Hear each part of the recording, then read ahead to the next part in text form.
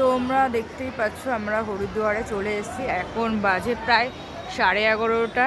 আর যারা তোমরা হোটেল নিতে চাও না তারা এখানটায় এসে রেস্ট নিতে পারো। দেখতেই পাচ্ছ এখানটায় সবাই শুচ্ছে, কিন্তু কোনো বাধা নেই বা কেউ কিছু বলবে না। এখানটায় শুতেই পারো, এখানে রেস্ট নিতে পারো। আমরা যাচ্ছি বাইরে থাকবো। আর এখানটায় দেখো কি সুন্দরভাবে এখানে অনেকটা জলও চলে এসছে, তাছাড়া অনেকটা জল চলে এসছে। আর এখানটা এখনও লোক আছে। তোমরা বুঝতে পারছো যদি ঘড়িটা তোমাদের দেখাই, দেখো এখন প্রায় 11:20 বাজে। আর এখানে এখনও কত লোক আছে। এখানে কোনো ভয়ের কিছু নেই, তোমরা থাকতেই পারো। বাচ্চারা নিয়ে আসলে বাচ্চাদেরকে রাখতে পারো। কিন্তু একটা প্রবলেম, যদি বৃষ্টি এসে যায় সাপোজ, তোমাদের ওইটা প্রবলেম হতে পারে। তাছাড়া তোমাদের কোনো প্রবলেম হবে না।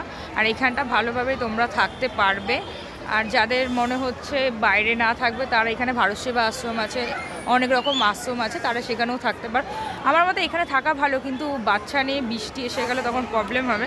কিন্তু জায়গাটা খুব ভালো, দেখতে পাচ্ছ তোমরা। আমরা এখন বাইরে চলে যাচ্ছি। দেখো, আবার তোমাদের কালকে দেখাবো ভিডিও।